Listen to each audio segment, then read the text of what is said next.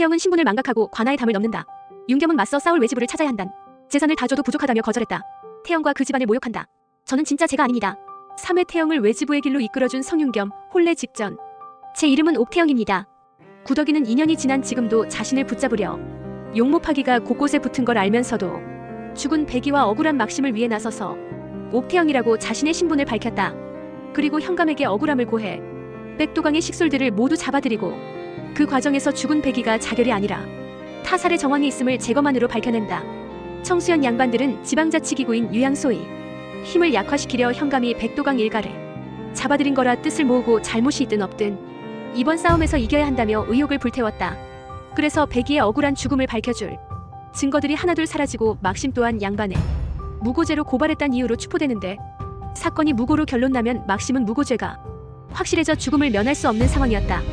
권력 집단에 홀로 맞섰다가 억울한 것을 밝히는 건 둘째치고 막심이까지 잃을 상황이 되자 태영은 신분을 망각하고 관아의 담을 넘는다. 그리고 그곳에서 천승희와 꼭 닮은 얼굴을 가진 사내 현감의 아들 성윤겸을 만나게 된다.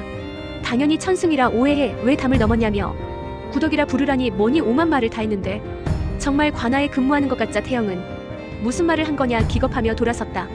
지난 3년간 꾸준히 유양소의 문제를 시정해달라 요구해왔던 옥태영. 아버지에게서 그 얘기를 들은 윤겸은 옥태영이 낮에 만난 여인임을 알게 된다. 태영은 백이의 억울함을 풀어주기 위해 방책을 찾아보지만 송씨 부인이 외지부 베테랑을 고용한 탓에 다들 못 이긴다며 손살에 치고 안 그래도 바빠 죽겠는데 용모파기를 들고 자신을 의심하며 찾아온 자들로 위기를 맞는다. 옥태영의 존재를 알게 된 성윤겸이 뒤쫓아와 구해주지 않았다면 정말 위험했을 듯 노비를 동물화 칭하며 모두 평등하다 하는 태영의 말에 조금은 놀라는 성윤겸.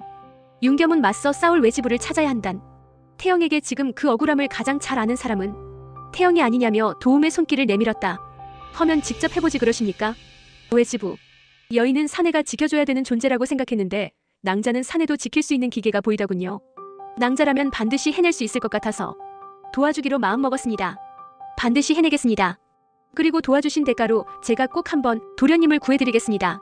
한편 백도강 일가는 옥태영을 불러내 판결 전에 사과하면 용서하고 막심을 풀어주고 백이의 몸값도 주겠다 합의를 요청하는데, 대신 모두가 보는 앞에서 무릎 꿇고 사과하라는 것이 상세 조건이었다. 하지만 태영은 얼마를 줄 거냐며 집, 땅과 재산을 다 줘도 부족하다며 거절했다. 증좌가 없는 것이 아니라 증좌를 없앤 것이지 않습니다. 판결 전에 합의를 제안하는 것은 자백이나 다름없지요.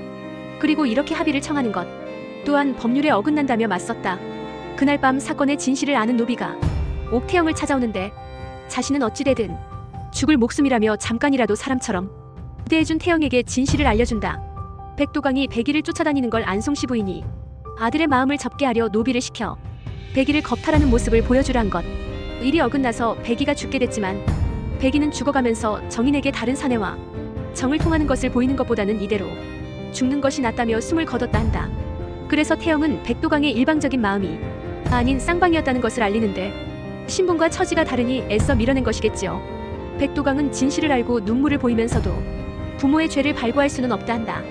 무고죄로 고발한 것은 막심이 아니라 태영이기에 발고죄는 면했지만 양반을 모욕한 죄로 장 10대형에 내려진다. 그동안 옥살이를 한 터라 몸이 망가진 막심이 장을 맞으면 죽을 수도 있기에 태영은 자신이 대신 맞겠다 나선다. 살인죄로 발고한 것도 모욕을 한 것도 접니다. 그 죄로 인해 벌을 받아야 한다면 제가 맞는 것이 마땅하니 제가 맞게 해주십시오. 제가 죽였습니다. 백이는 제 정인이었습니다. 그 난리통에 눈을 질끈 감고 있던 백도강이 자신이 범인이라며 죄를 뒤집어쓰고 자백한다. 그래서 판결이 미뤄지고 현감은 유양소가 본분을 잃고 자신들의 이익을 위해 행동하며 노비의 잘못을 처벌하고 관비를 사사로이 부린 것을 문제 삼아 다시 그리할 경우 국법에 따라 벌할 것이라며 어명이 내려왔다 경고했다. 외집으로서의 첫 승리를 축하합니다. 처음이자 마지막입니다. 절대 마지막이 아니죠. 일치은 도련님과 닮은 사내가 제 정인이냐고 물으셨죠? 그분은 제 첫사랑인 듯합니다. 이제야 알아버려서 그분께 제 마음을 전하진 못하지만 그 마음을 외면하고 부정해선 안 될 것 같아서요. 그 사람과 떠나지 않은 것을 후회하십니까? 우리는 헤어지더라도 얘들은 같이 있게 해주자. 그리고 살다가 한 번쯤 내 생각이 나거든. 들여다 봐주겠니? 그러면 내가 좀 외롭지 않을 것 같거든. 갑자기 튄 천승희의 얘기에 그가 떠나며 자신에게 쥐어준 다른 관자를 떠올리며 태영은 그가 떠날 때 지었던 웃음을 따라 지었다. 아니요, 후회하지 않습니다. 다시는 볼 수 없다 해도 추억이 사라지는 것은 아니니까요. 그리고 자신 덕에 권리를 찾은 노비들의 감사하단 인사를 들으며 태영은 질문에 답했다. 한편 천승위는 양반들끼리만 혼인하라는 나라의 법에 구더기 또한 언젠가는 혼인할 거란 생각에 슬퍼진다. 예전에 양반 신분이었다면 자신도 가능하지만 지금은 또 어긋난 운명. 참 얄궂은 운명이다. 전기수가 된 게 후회될 만큼. 아가씨, 외지부 해보실 생각 있으십니까? 윤겸의 추천으로 태영에겐 공정한 청수연애 위에 글을 모르는 백성들에게 도움을 주면 어떻겠냐는 제안이 들어온다. 그 때문에 송사 기록을 받으러 다녀온 걸 현감과 사돈이 되고자 하는 홍씨 부인이 알게 되고 태영과 그 집안을 모욕한다. 참는 것은 오늘이 마지막입니다. 그래서 태영은 그동안 근거 없는 소문으로 떠들어도 진실이 아니기에 참았는데 앞으로는 모욕죄로 처벌받게 할 거라며 맞섰다. 우연찮게 그 대화를 엿듣게 된 성윤겸은 그간 망설였지만 태영과 혼인을 하고 싶다 결정을 내렸고 이젠 태영이 망설인다. 만약 혼례를 했다가 자신의 신분을 들킬 경우 성씨 가문까지 처벌받을 것을 염려한 것. 그 때문에 허운서를 보내지 않자 성윤겸이 어째 답을 주지 않는 것인지 물으러 오는데 그러면서 왜 태영을 택했는지 말한다. 저는 제가 알고 있는 모든 여인들 중에서 낭자가 제일 좋습니다. 답을 듣고 나니 더 안 되겠습니다. 결코 세상에 알려져선 안 될 비밀이 제게 있다면요. 숨기세요. 아무도 모르면 들립니다. 허면 저에게 말해주세요. 제가 지켜드리겠습니다.